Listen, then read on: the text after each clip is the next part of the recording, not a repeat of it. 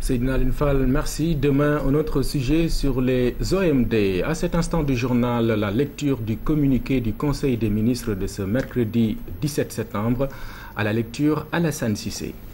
Le Conseil des ministres s'est réuni le mercredi 17 septembre 2014 au Palais de la République sous la présidence de son Excellence M. Macky Sall, président de la République.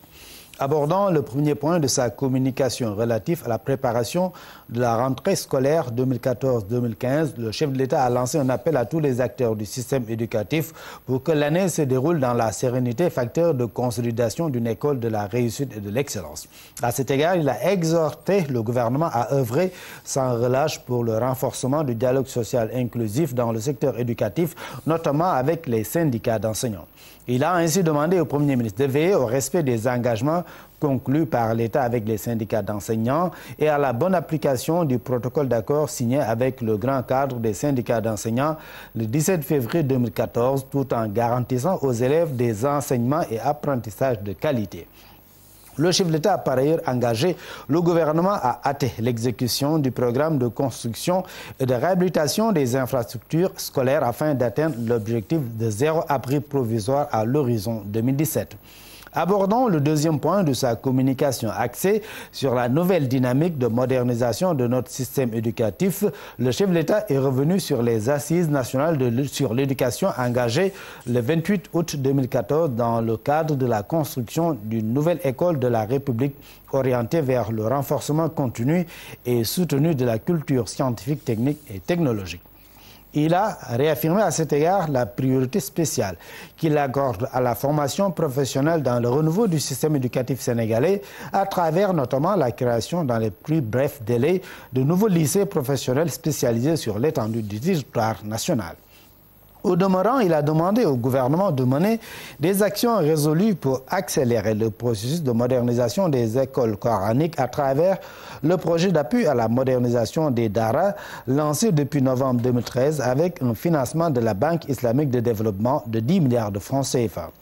Le président de la République a par ailleurs engagé le gouvernement à veiller en relation avec les partenaires du système éducatif au respect du calendrier scolaire, à la transparence des procédures de recrutement des enseignants ainsi qu'à l'amélioration notable de la qualité de leur formation initiale et continue. À ce titre, il a exhorté le gouvernement à renforcer les moyens d'action et de contrôle des inspections d'éducation en vue d'assurer l'évaluation périodique des enseignants et de la vie scolaire. Le chef de l'État a, en outre, demandé au gouvernement d'accorder une attention particulière à la gestion prévisionnelle des emplois et compétences dans le secteur de l'éducation.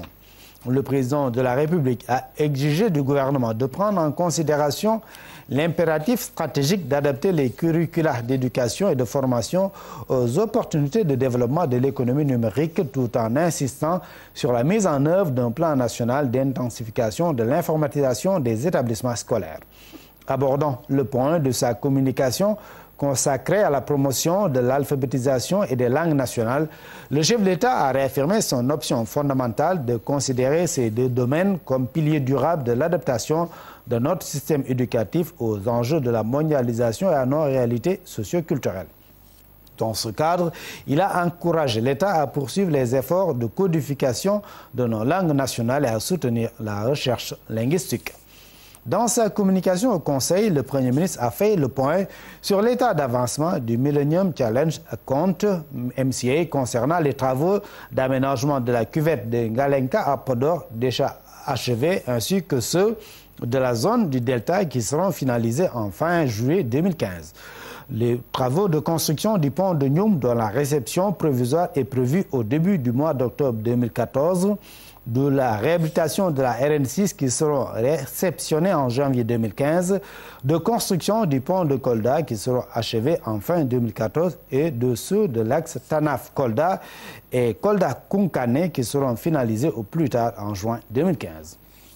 À cet égard, le Premier ministre a souligné la nécessité d'améliorer le rythme des réalisations des aménagements hydro-agricoles et autres infrastructures structurantes afin de stimuler la production agricole et favoriser l'accès aux marchés et services.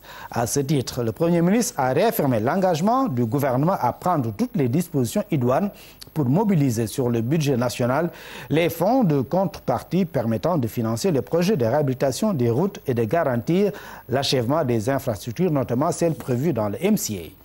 Le Premier ministre a en outre fait part au Conseil de certaines de ses activités de la semaine marquée par la mise en place d'un plan de riposte à l'épidémie Ebola ainsi que par la mobilisation de la jeunesse dans la promotion d'activités socio-économiques et de valeurs civiques à travers les Nawetal. Le ministre de la Santé et de l'Action sociale a fait le point sur l'épidémie à virus Ebola, tout en insistant sur la nécessité de renforcer la surveillance des frontières. Elle a également informé le Conseil de la mise en place du corridor humanitaire et de la création d'un futur centre de gestion des urgences sanitaires avec l'appui de partenaires techniques et financiers.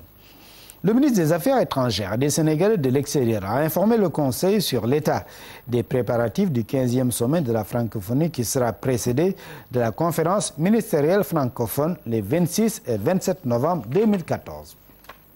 Le ministre de l'Économie, des Finances et du Plan a fait le point sur la conjoncture économique internationale et nationale. Le ministre auprès du président de la République en charge du PSE a fait le point sur l'état d'avancement des projets et réformes du PSE.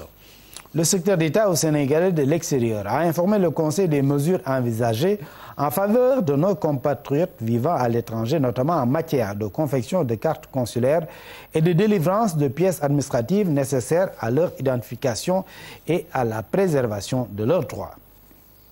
Au titre des textes législatifs et réglementaires, le Conseil a adopté le projet de décret abrogeant et remplaçant les articles 1er, 4, 5, 6 et 8 du décret 2012-106 du 18 janvier 2012 fixant les modalités d'organisation et de fonctionnement des agences régionales de développement. Au titre des mesures individuelles, le président de la République a pris les décisions suivantes. M. Momar Diop, ambassadeur du Sénégal en Afrique du Sud, est nommé cumulativement avec ses fonctions ambassadeur extraordinaire et plénipotentiaire de la République du Sénégal auprès de son Excellence M. Peter Mutharika, président de la République du Malawi avec résidence à Pretoria. M. Ibrahim Al-Khalil Seck, conseiller des Affaires étrangères, précédemment directeur des Affaires juridiques avec rang de ministre conseiller, est nommé ambassadeur, secrétaire général adjoint du ministre des Affaires étrangères et des Sénégal de l'extérieur en remplacement de M. Gorgui Ciss, appelé à d'autres fonctions. M. Mamoudou Kane est nommé chef du bureau économique à l'ambassade du Sénégal à Washington en remplacement de M. Aboubakar Sedir Bey, appelé à d'autres fonctions. M. Haroune Traoré, ingénieur du génie rural, matricule de solde numéro 379 436B, est nommé directeur de l'assainissement en remplacement de M. Adam Mbaye, appelé à d'autres fonctions. M. Nyokhar Ndour, ingénieur agronome, est nommé directeur de la gestion et de la planification des ressources en eau au ministère de l'Hydraulique et de l'Assainissement en remplacement de M. Seydou Dia, admis à faire valoir ses droits à une pension de retraite. M. Modou Mbaye, ingénieur des travaux publics, est nommé directeur de l'Hydraulique au ministère de l'Hydraulique et de l'Assainissement, poste vacant. M. Seydina Moussa Ndiaye, maître assistant à l'unité de formation et de recherche des sciences appliquées et technologies de l'Université Gaston Berger de Saint-Louis, est nommé directeur du Centre des réseaux et systèmes d'information au ministère de l'Enseignement supérieur et de la Recherche. M. Salif Gaye, professeur titulaire des universités, est nommé directeur de l'innovation, de la valorisation de la propriété intellectuelle et du transfert technologique à la Direction générale de la Recherche. Madame Koumba Tchandoum, maître de conférence au département de physique de la Faculté des sciences et techniques, est nommé directeur de la promotion de la culture scientifique à la Direction générale de la Recherche.